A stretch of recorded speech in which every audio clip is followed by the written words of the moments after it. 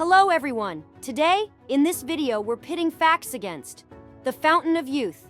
As we find out, is there anything we can do or take to live a longer and healthier life? For millennia, people have searched far and wide for the elixir of life. The thing to keep our brains sharp as a tack and our bodies sprightly as fuck. It's said that Gilgamesh searched at the bottom of the sea. Rulers have sent armies to their death on the desperate hunt for a magic potion. Something to help us live forever. It's like for all of human history, we've been Indiana Jones reaching for the Holy Grail. So close. But now, it feels like the search is over. Now scientists say they've made a breakthrough in the search for a fountain of youth. If you're looking to increase your longevity and slow your aging, the brain, the body, everything, you've got to check this out. Millions of dollars are being poured into startups and research labs in the hopes of finding the secret to a long and healthy life.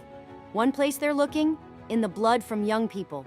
This made headlines around the globe when millionaire Brian Johnson gave it a go, getting blood plasma transfusions from his teenage son. He even made a short doco about it. This is amazing. A long, healthy life united by the beauties of biology. He recognizes how insane this all sounds. Could he actually be onto something? And away from blood boys? These days it feels like if you ask any expert-sounding person online what they're taking to keep them young and healthy, one group of supplements is coming up over and over again. Of the people that I know that look freakishly and unusually young for their age, I cannot get over how many of them have told me that I'm on NAD. I've been supplementing for about 7 years now. I felt like I had more energy. I did notice like my hair and nails are growing at a ridiculous rate. And finally, some scientists are so excited about a blockbuster drug for diabetes that could fight aging that they're literally singing about it. In this video, we'll explore the potential powers of young blood, dig into the science on the latest supplements, and we will tell you what actually works. Can young blood keep us sprightly? Let's start with the most bonkers. Getting blood from your teenage son. When that millionaire Brian Johnson did it, people made fun of him, cause this just feels like the latest in a long line of kooky shit that rich dudes do.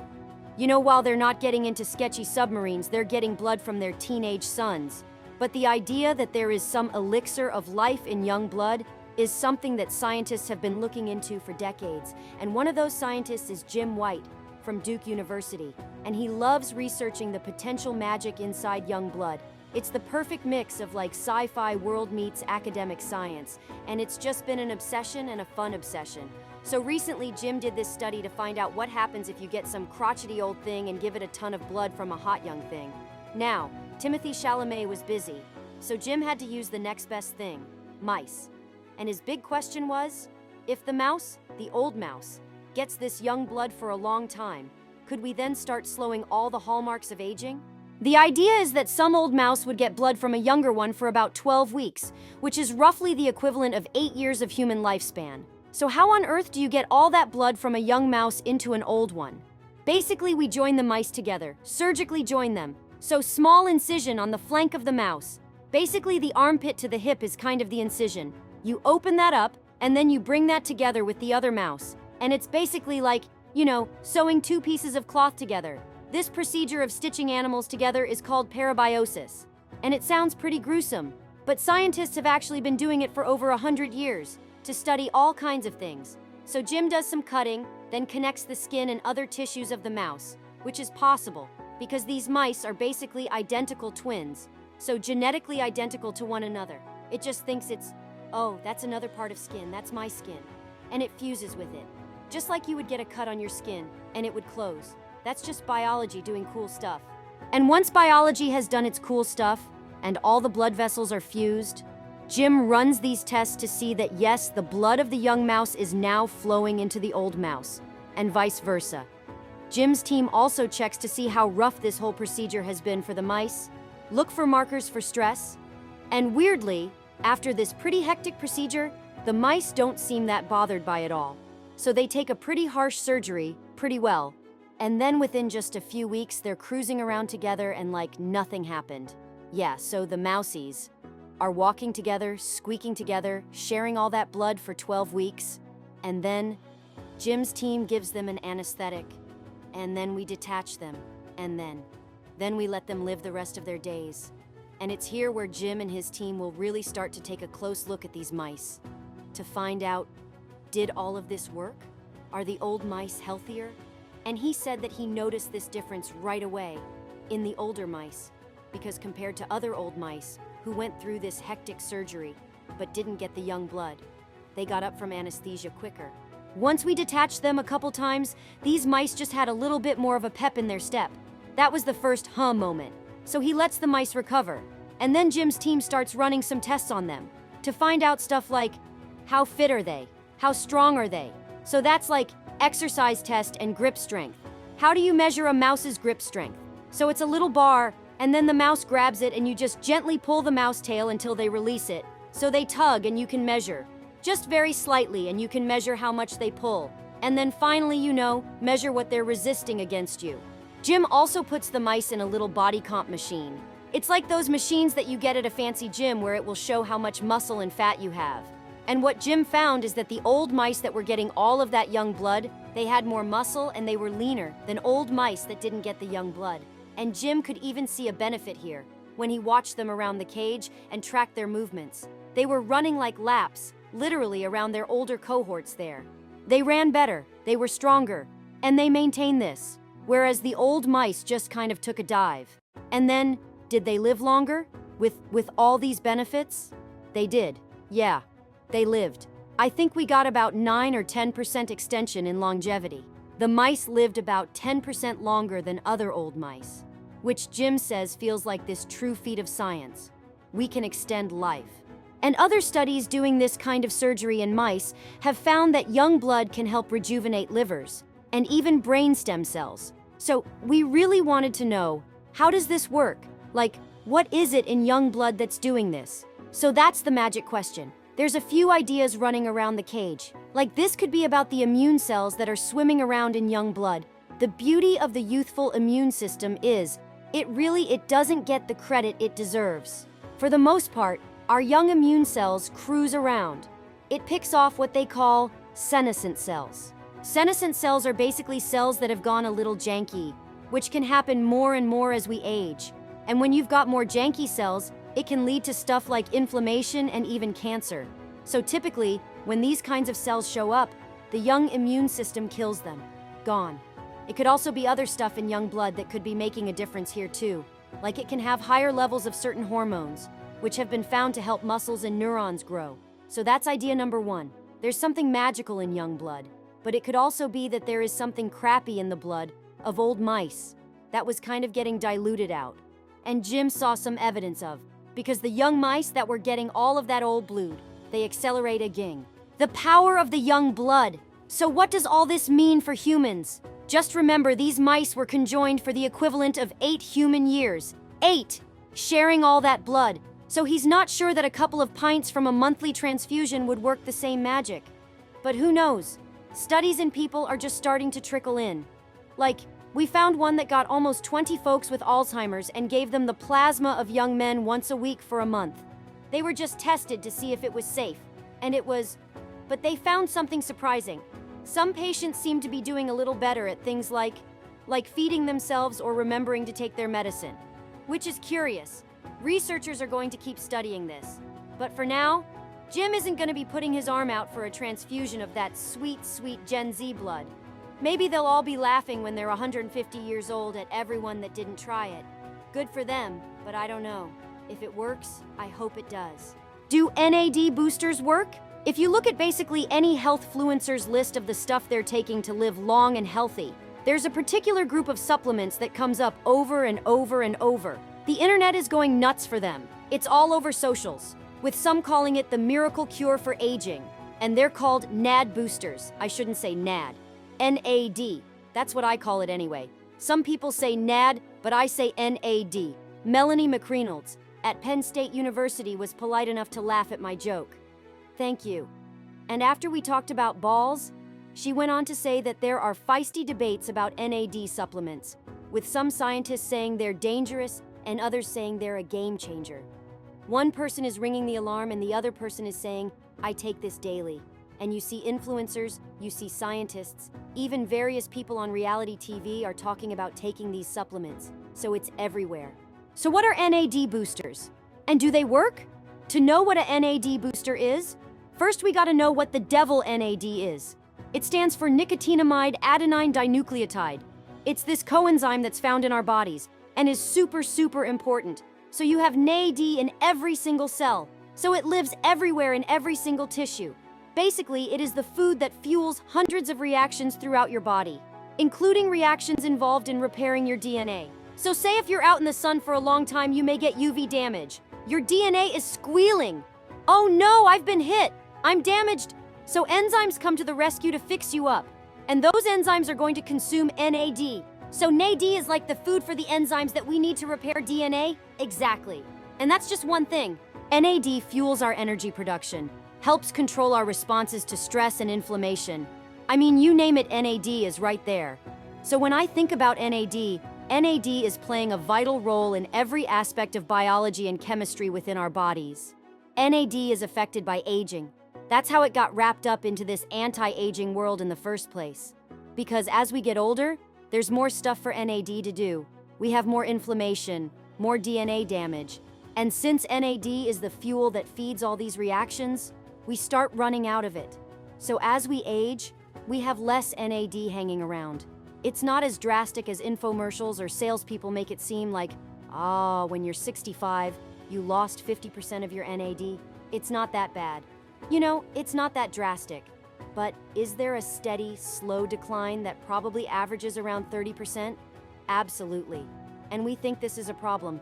In mice studies, lower levels of NAD have been linked to a lot of yuck stuff that happens as we age. Things like cancer, diabetes, cognitive decline, muscle loss, and hearing loss. Which is why some people are saying, if dropping NAD levels are linked to all this nasty stuff, then surely we can fix some of them by bumping those NAD levels back up, right? And that's what the supplements, NAD boosters, are supposed to do. Now, you can't just eat NAD straight. It doesn't work like that. So instead, the stuff that you can buy, the supplements, are what are called precursors. So your body takes them and then turns them into NAD. And I know this is going to sound like an alphabet soup here, but two of the most supplements like this on the market are known as NR and NMN. And a lot of the studies where they give them to people and see what happens are funded by the supplement industry in one way or another. And even then, overall, the results from these studies have been pretty meh. Like, just zooming in on NMN for a second, research has looked into whether it affects muscle mass, or blood pressure, or cholesterol, or glucose, or insulin, have found that it doesn't help. With NR, which stands for nicotinamide riboside, the research has been a little more promising. Several studies have found they might lower inflammation and blood pressure. I can say there are 7 published human studies showing anti-inflammatory effects of nicotinamide riboside. So the idea of taking these supplements doesn't sound stupid to me, right? I mean, that's the reason why so many people are doing it. The reason is because she's not sure if these supplements are safe. They haven't been tested on that many people, or for that long.